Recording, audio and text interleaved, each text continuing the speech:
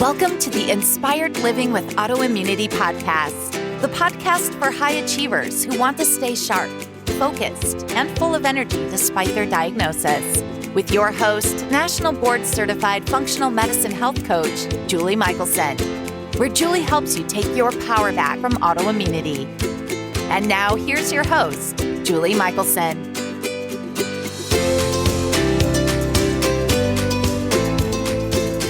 Welcome back to the Inspired Living with Autoimmunity podcast. I'm your host, Julie Michelson. And today we are joined by Chelsie Ward, registered nurse, FDN practitioner, spiritual healer, and author of Healed His Way. And we're talking about how you can heal your gut to heal your health. Chelsie shares her tips to truly use food as medicine in a way that is simple and fun and will get you on the road to feeling better. Chelsie, welcome to the podcast. Thank you so much, Julie. I appreciate you having me. I am thrilled that you're here, and I'm really looking forward to our conversation. I love to start with story because most of us, didn't dream of joining the functional medicine movement when we were kids. So share with listeners a bit of your journey. Definitely not a dream as a child. I'll tell you that.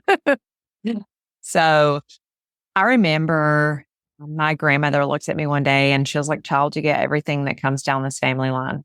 And I didn't really know what she was talking about at that time, really. But I was born with digestive issues. I was born with colic. And that was kind of what started me out, from a digestive standpoint. And I was sure to get suppositories and all those things on a regular basis by my grandmother, who thought it was so important for me to poop on a regular basis.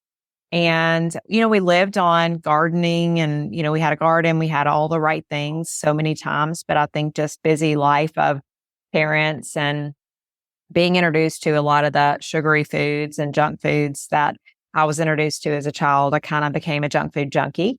And I suffered with digestive issues and hormone imbalances pretty much my whole life. At the age of 11, I started my menstrual cycle. By age 12, debilitating cycles that would keep me home on a regular basis from school. And I was put on birth control by age 12. And so a life of medications, and with birth control, there are so many symptoms. We can have anxiety, depression, mood swings, like all the things, and we think there's something wrong with us. ADD type tendencies, all those things. And really it's side effects of the birth control. And so much of my life, I lived in kind of this world of side effects, not realizing that it was medications or just chronic digestive issues we never really got to the root of as a child that led to all these other imbalances later in life. So by the time I was 27 years old, of course, it was birth control induced. I went into early perimenopause at age 27, stopped cycling. And I'd already started studying as a nurse. I was kind of like diving into that world of traditional health and, really seeing that a lot of the things I was going through were very similar to my patients. And I was thinking at that point, like, there has to be a better answer than just traditional approaches. Like, is medication and surgery really what I have to look forward to for the rest of my life?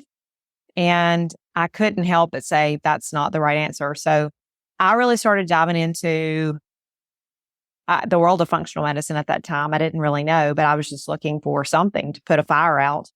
And I started learning how food was medicine, how our bodies were actually created to heal themselves. So I went on a mission to heal myself, and I did that. Came off of birth control, all the medications that I was on, healed my immune system, and I'm 41 now. I'm cycling regularly. Woohoo! Came out of, I'm not saying that it's possible for all women to come out of perimenopause. Don't hear me wrong, of course. But the thing is if we give our body what it needs, then it's going to give us what we want in return. And we can optimize our state of health just by living out some natural, healthy healing practices on a regular basis. And that's why I love this world so much and what brought me into it. So I put my story in a book, and kind of the rest is history. A lot of other people I found out really needed this work. And so it became a passion of mine to be able to share the tools and resources that I learned in my own health so that others could find healing in their life as well. which is so amazing. And I definitely understand the passion, the fire that gets ignited when we heal from stuff that we were originally told we could never heal from. So I'm thrilled that you're cycling and I love sharing these stories. I think listeners, that is probably one of their favorite parts of the podcast, because I don't know what we can't heal. I mean, obviously there are things we can't heal from, but I love that guests share their journeys and it's like, oh, and there's something else somebody heals. And you are such an expert in gut health and we know, and listeners know, so we're not gonna really just pound on, we know the gut is connected to autoimmunity, but I do want to explore, what we can do to help that gut heal. And I'm going to just let you take it. I know there's a lot, a lot there. So whatever piece of it you want to share with listeners, because I think that's a huge part of everybody's journey is, and even people without autoimmunity, how do we heal the gut, like really heal the gut? Yeah. So important. And there's so many different directions you can take it. Like you said, it's just, we know that the gut is kind of that window to disease. And so how do we really take that system and just love and nurture it? That's really the way I like to look at it, and I think so many times where we can mess up is we start saying, what kind of pill can I put in? What kind of medication can I put in? What kind of thing can I do? And we get into this do mentality instead of be mentality. So I really like to take a step back and really start with a less is best approach, and using food as medicine, using anti-inflammatory types of protocols to just let the system rest. I think where so many people mess up is we start to go on this whole food plan, or we start to say, oh, I should eat organic, or, oh, I should do these things with my nutrition, or, we hear these things are healthy. Maybe it's keto, maybe it's paleo, maybe it's all these different types of diets. We hear they're healthy. So we think, oh, I need to try this. And really, I think it really just goes back to nature. Nature is healing. Like everything that we need is found in nature. So whether that be herbs or food or anything like that, it's all created for us to access. And once we have the right tools, then we can begin to heal. So if we just put in good, healthy, whole food nutrition, meats, fruits, vegetables as the foundation, and then kind of build on top of that, then I think we can take our health a long way. We start consuming a lot of those inflammatory foods like the breads and the pastas and the chips. And even when we go toward these paleo or these keto type plans, really those plans are intended to bring more whole foods into our life. They're intended to bring, push out some of the processed foods. But I think what we do is we end up swapping one for the other. Oh, I'm not supposed to have gluten, so let me have this gluten-free bread. Which is worse. It really is. Yeah. Yes. And I just talked to a client just the other day, and she was like, oh, Chelsie, I tried to go gluten-free, but it didn't work. It actually made me feel worse. And I'm like, okay, well, let's talk through this, and to come to find out, she's eating a lot of gluten-free foods. Processed foods. Yeah. Exactly. Yeah. So, and she's like, those gluten-free foods just made me super inflamed. Well, one, there's cross-contamination. So there's almost always gluten in these processed foods. They use a lot of the same equipment to manufacture these products. They still contain wheat. They still contain all the pesticides and herbicides that we're spraying on our foods. They contain high amounts of grains. And what happens is, because we think we're eating healthier, then we have a tendency to consume a lot more of those foods. It's it's like your body's just wanting them. They're craving them. It's like, oh, now I'm eating a healthier bread, or I'm eating a healthier protein bar, or a healthier cookie. It's keto, so it must be okay. And need the whole box. Yeah. So we do. We sit down and consume the whole box. So it's, it just becomes more inflammatory for our systems. So going back to the whole foods, introducing those more, like I said in the early part, meat, fruit, vegetables, kind of as that foundation is what I see to be one of the most healing food plans that there is. And then once we've done that, we've actually eliminated a lot of things that could be causing symptoms, right? So we've rested the gut a little bit. We've allowed it space to heal. We have stopped working our digestive system so hard. So we've kind of calmed that whole system down. Our immune system's kind of like, okay, I'm liking this picture a little bit better. Mm-hmm. We're going into a state of rest and we can really start to heal. So if we do that and we're removing those inflammatory foods, maybe we're taking supplements at the same time to decrease inflammation, things like proteolytic enzymes or fish oil or different things like that, just to work on that inflammatory response, just to kind of nurture that a little bit more, can be super helpful. Even certain supplements to detox can be helpful during this phase, just to really open up drainage, because we are exposed to so many toxins on a regular basis. I mean, this is just not only in our food, we're getting sprayed with herbicides and pesticides, right? But we're putting toxic skincare on. We are cleaning our homes with toxic things. We have carpets and furniture that are off-gassing all the time. We are under smog, in this toxic environment we live in, especially if we live in a big city, and we're constantly being exposed. And the latest number I heard was we're exposed to over 2 pounds of toxins every single day that our bodies have to process. And I just have to believe that our bodies were not intended to have to process all of those things. No. Man makes those things, but they're not just a natural part of the world that, was there at the time of creation. And now we're having to figure out how to process a lot of these toxins that we made. We haven't evolved fast enough for that, for sure. Right. And again, not to be doom and gloom, because we both know we can take steps to protect ourselves and reduce that burden. I gave a talk yesterday on PFAs, what they call now the forever chemicals. And they had a literature review last year. It was 40 studies, I believe, around the world, and over 30,000 samples of cord blood. Every single one had PFAs in it. And so this is real. Like, we need to take the steps where we can. Obviously, we can't live in a bubble, but it's such a huge piece of, this chronic illness, just craze going on right now. I really believe. It's huge.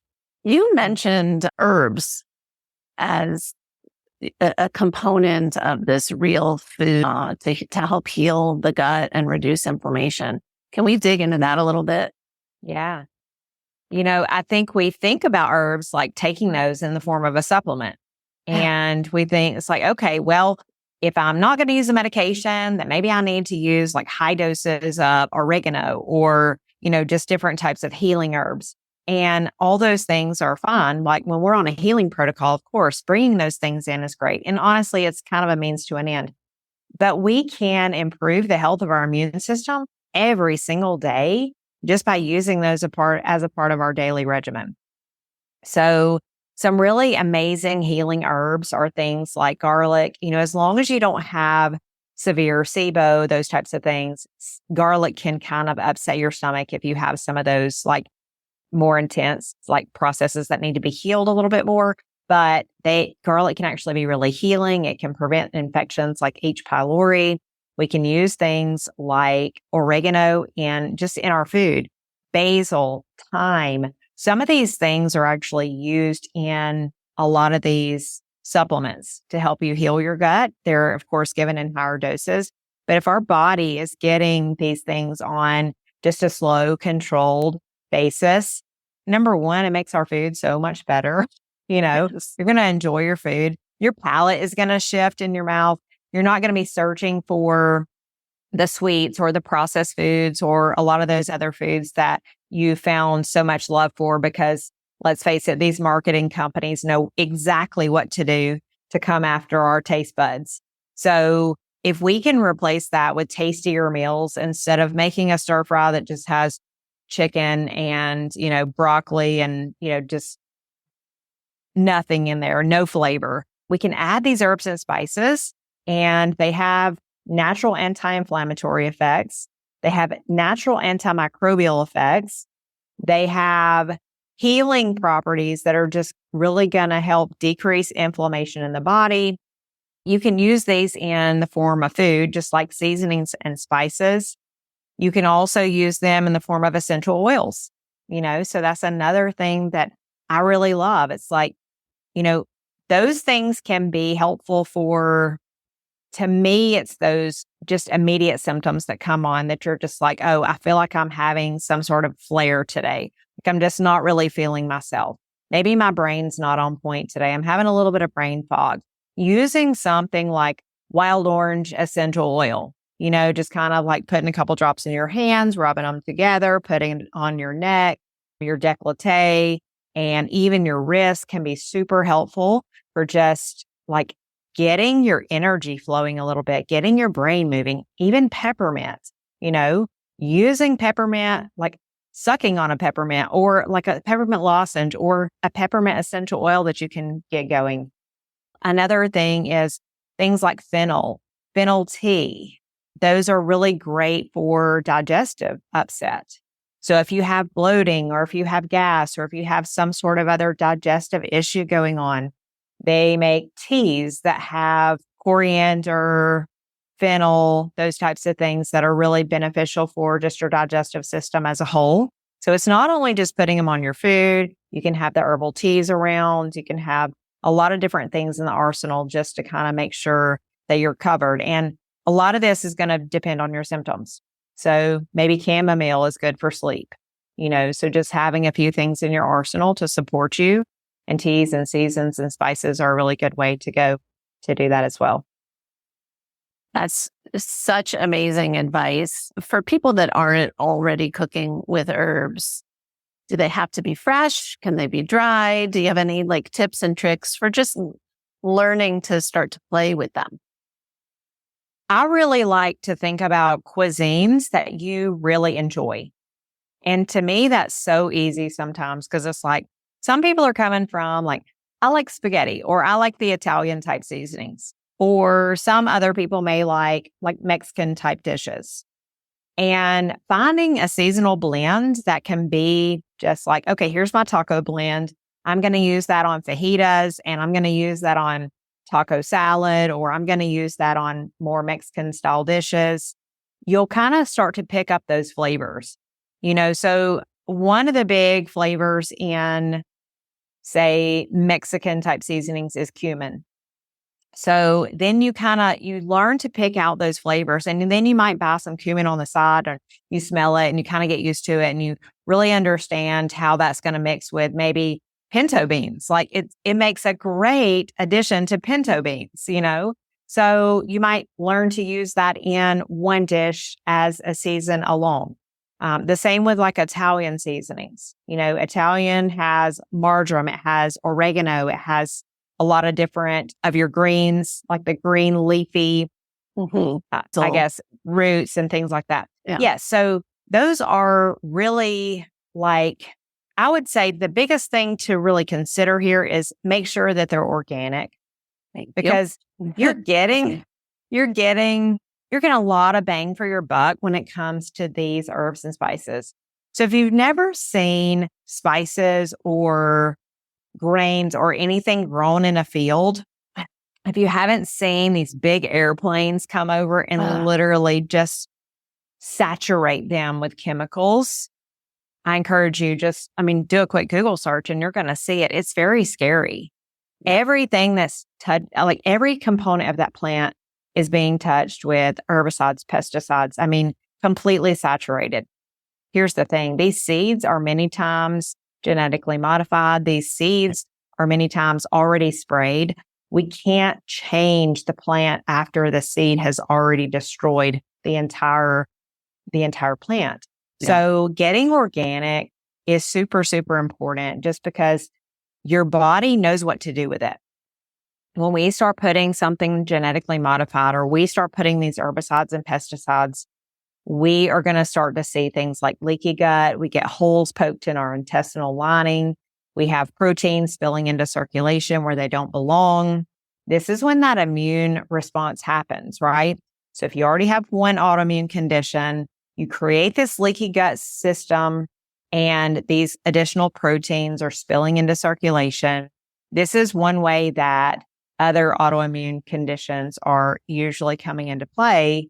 And it's like one will lead to another, lead to another, lead to another. And you think you're a mess. You're not a mess. It's just that your system has now, like you've created the environment inside for these things to replicate very quickly. So the organic is so super important. Just it's one little thing that we can do to kind of like put on the brakes a little bit when it comes to the fire. I love that. And the herbs are so nutrient dense for people that are trying to work on increasing, their nutrient density and their veggie intake. A little bit of herb, a little bit, a clove of garlic is like a serving of vegetables. It's really amazing. I want to add also, I'd like to think all of the organic blends would just be what you think you're getting, but this is another place you have to read your labels. Yeah. So often they're putting sugar in these blends. I went to this fancy spice store and I bought a gift for somebody without reading the back. And then before I gifted it, I read it and it had sugar. I tossed it out. And it wasn't a sweet, it was an herbal blend. It shouldn't have had sugar in it. So it's just still read your labels for sure. And herbs are so fun to grow. Like even if you're not a gardener, it's just you can grow them in a pot. I don't know. It's just fun. Yeah. Jump on Amazon, grab like a little herb grower and put it in your windowsill. It's so cute. And you can snip those fresh herbs. If you've never had fresh herbs, it makes a world of difference in your dishes. It's like night and day. And and here's how I'd explain it. So you know how you have an Italian dish and you make the sauce and it's like always better the next day, because the flavors have time to marry and all that. It's like you're getting that on day one when you're using fresh herbs. It's like they're already just like so flavorful and robust whenever they're fresh.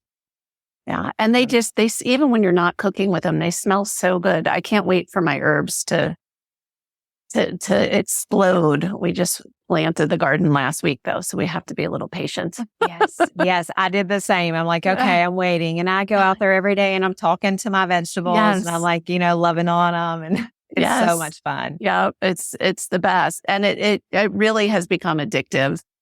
People say all the time, well, I don't know how to garden. I'm like, I don't know how to garden. And we don't buy produce pretty much all summer. I mean, we have enough. It's incredible. And every year we just add. It's like, we haven't grown. Last year we grew butternut squash for the first time. And now it's always going to be one of the summer staples. We ate it all winter. It holds. So it can get you hooked for sure. Yeah. And it's a learning curve, just like everything. It's like I messed up. Like the first year I had like tons of tomatoes and peppers and they were flourishing. And I'm like, what's wrong with my squash and zucchini? Right. And I've moved, to different areas. And like if you're moving and you're in a different area, different climate, like things need, different amounts of water. They need different amounts of sunshine, just so play with it, plant one or two things and don't get frustrated with the process. It can be a lot of fun if you start doing it. It is. It definitely is. And yeah, I joke. My stuff grows in spite of me, really. It's like survival of the fittest in my garden. Right. And we've now added the squash, some of the stuff we grew last year. It was not even in the garden. I just put it in the beds around the house and it was happy. And we have terrible soil. So it really is easier thing. Oh, yeah. Things want to grow. They want to live and thrive. What are some tips for listeners? So that's the food, anti-inflammatory healing foods, whole foods, real foods. The herbs are so incredible. What are some other things that listeners can do to aid digestion, just to help you digest your food better? One of the things that I see is very common is low stomach acid. So it is so important for us to kind of support just acid. And the reason being is because if we have low stomach acid, we're actually creating an environment that, number one, we don't digest our food well. So we don't absorb our nutrients and we don't break those down as well. So if you have, maybe you're passing food in your stool, that's a big sign that you have low stomach acid. A lot of my clients even say, hey, my poop is the same color as the food I ate. And I'm like, that is not good. That means that you have low stomach acid. Now, I mean, if you eat a ton of beets, that might be, a different story. But, for the most part, you shouldn't eat greens and then it be green, and you shouldn't eat peppers and then it be red, so different things like that. Yeah. So if you're seeing that, then we really want to work on that stomach acid. And I'm going to throw in such a common symptom of low stomach acid is this is one of those cases where functional medicine has just a 180 approach from traditional Western medicine. But low stomach acid causes heartburn and reflux. Yeah, because absolutely. You're not getting that signal and can cause constipation too. So what do we do since it is such a common thing? Yes. What do we do to support that? So what I love to use is bitter greens. So anything like, just think of, greens that you're going to grow. Like you can do collard greens, you can do mustard, you can do dandelion, you can do any type of like leafy green vegetable. So the more bitter, the better. Even things like kale, they're really super beneficial for just helping you improve that system. The other thing is citrus fruits. And what I love about citrus is that you can really pair it with anything. You can put it on a salad. You can have it as a side in the morning with your breakfast. You can, have it as a dessert for dinner. It goes with anything. So grapefruit is one of the best for actually helping improve the stomach acid. You can have a warm glass of lemon water in the morning. That'll kind of help perk up the liver and just tell it to wake up and start that digestive process. And another thing I like to do is apple cider vinegar. So some people like to take it before meals. You might just put a couple teaspoons in a glass of water and drink it down maybe 30 minutes before a meal to kind of help that digestive process. But you can also add it to your foods. So you can make dressings with it for salads. Sometimes I'll just do like a bed of greens, put a few warm vegetables on there. And then, I'm making a salad. Yes, but it's got the cold greens, it's got the warm vegetables, and then I'll top it with some chicken. And I put a dressing on there, but I'm really topping that with the apple cider vinegar to give it that punch, but also to help with the digestive process. So if you're eating greens and you're eating these colorful vegetables, if you'll start with those first, so start your meal, fresh fiber first, kind of like guideline, then you're going to notice that you start to really break down your food a lot better. And it's because these foods have natural digestive enzymes in them, and they'll help you produce more of those enzymes, release more of the enzymes in your mouth, help you improve your stomach acid so that you can better digest everything else as it comes in. That protein that feels really heavy in your stomach, it usually happens not because you're reacting to protein or red meat or anything like that, but it's really because you don't have the stomach acid to break it down, and it's sitting in there like a brick because it needs the extra enzymes and that acid to really break it down. That is amazing gold. And almost everybody I work with, if not everybody, needs support with enzymes and stomach acid and just getting things totally reset. So I love those tips. Again, it's just stuff you can incorporate in your meals, which is fantastic, but you can't get it in a box. Right. Yeah, it's so true. It's, one supplement that I may use for people like with the digestive enzymes, something with betaine HCl can be beneficial. you really have to be careful because sometimes our stomach lining can be so irritated from stress, from, again, those herbicides and pesticides, from just breakdown. And the little cilia that are lining your gut, they are actually responsible for absorbing the nutrients. And when we have leaky gut, when we have stomach breakdown, when we have chronically low stomach acid, those cilia actually start to break down. And think of it like just kind of like a raw wound sometimes. So if we start putting acid in a little too fast without strengthening that stomach lining, a lot of times we can feel burning, we can feel irritation and things like that. And that's when we think, oh no, I have high stomach acid. Right. And people will say, no, my stomach acid's not low. It's really high. And I'm like, well, your body is actually producing that in a very quick amount, very fast every time you put food in, because it's like, oh no, something's coming in. I've got to produce enough acid to break it down because the stomach acid is chronically low. And that's the reason that happens again. And that's what causes the heartburn and the indigestion and the reflux disease as well. I love that. And to top off, you mentioned it, chewing your food, right? You mentioned the enzymes that get in our mouths. I mean, just chewing really well and mindful eating, all of the things, right? Getting out of that stress response before you start to eat is it's like magic. Yeah, we are in such a fast-paced, go mentality. And this is just, we're on the run. We're grabbing a fast food burger. We're grabbing a fast meal. It's like, how can we get the quickest thing in possible? And if we will just slow down long enough to chew our food, digestion begins in the mouth. Right. So if we chew our food, break it down, I like to say to the consistency of salsa. So maybe not the real chunky salsa, but the my salsa, grandfather used to always say he was a chewer. He said, chew until you don't even need to swallow is what he used to say. Just let it absorb. Yeah. That's so good. It's good because we don't slow down enough. We don't even breathe. That's like, I remember sitting at a little Subway bar. It was in Philadelphia. And this guy hands me a sub and I ate it and he was like, did you even chew that? And I was like, I was so embarrassed. And then I was realizing, oh my gosh, this is how I live my life. I'm on a vacation and I should be enjoying this sub, that he's put in front of me, this Philly sandwich in Philly. And I didn't even get to enjoy it because I was so busy just like being in my rushed mindset. And we're just so guilty of not taking the time to slow down to even taste our food. That's such a great reminder. So you've already given us this gigantic list of things people can start incorporating and doing, but this is the point of the interview where I put you on the spot and I ask you to just give listeners one step. If they do one thing after listening to this episode, something they can start today to improve their health.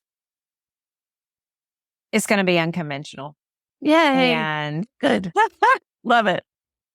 And after illness and after burnout and after illness again, and just, going through my own health journey, watching other people go through their health journey, I've started to connect a really big dot. And that is really embracing the slowdown.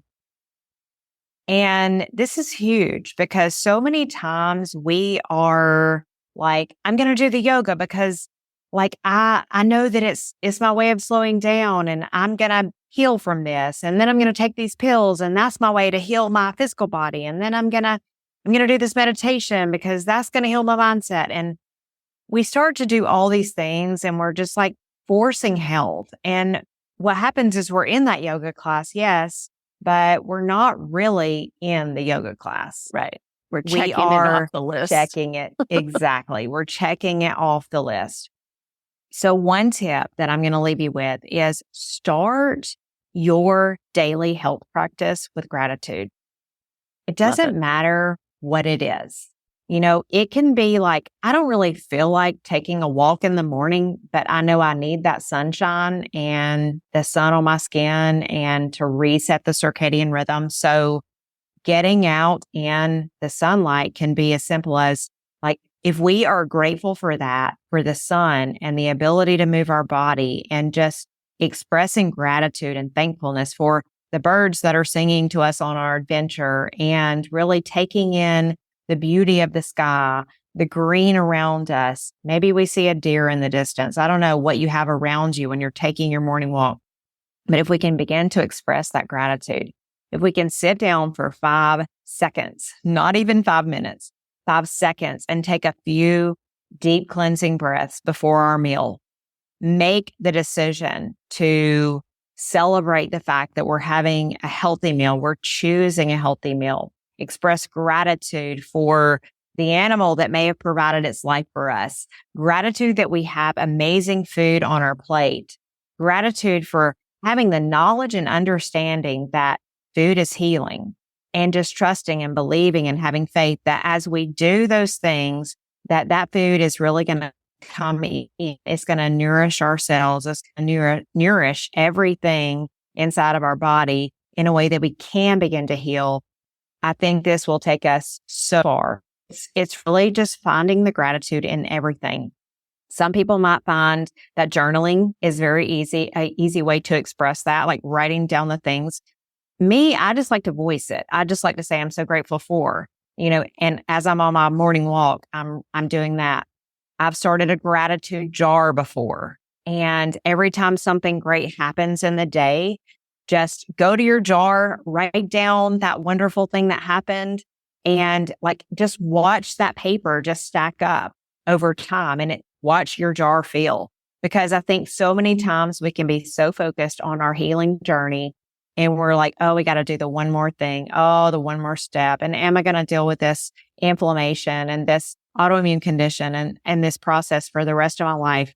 But if we can remember and we can look at that little jar and we can see those little papers stacking up every single day, we can be so reminded that we're doing really good on our journey.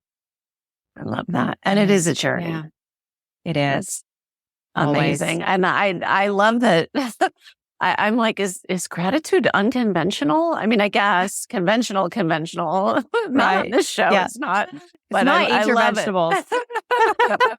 I love it. Before we wrap up, for people that are listening on the go, where's the best place to find you?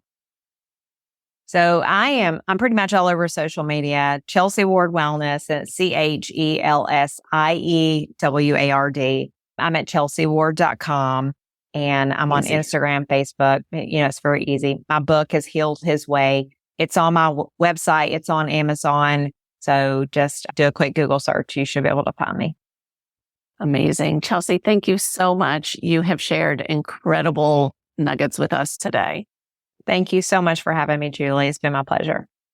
For everyone listening, remember you can get the show notes and transcripts by visiting inspiredliving.show. I hope you enjoyed this episode as much as I did. See you next week. Thank you for listening to Julie Michelson's Inspired Living with Autoimmunity. Did you enjoy this episode? Please like, share, and subscribe wherever you listen to podcasts. If you'd like to get a transcript of this and every other episode, just head on over to inspiredliving.show or click on the link in this episode's description. There, you can also find everything we discussed in this episode, including links and information about our guest. You can even send in your questions to be answered by Julie in a future episode. That's inspiredliving.show. Until next time, this is Julie Michelson's Inspired Living with Autoimmunity podcast, helping you take your power back.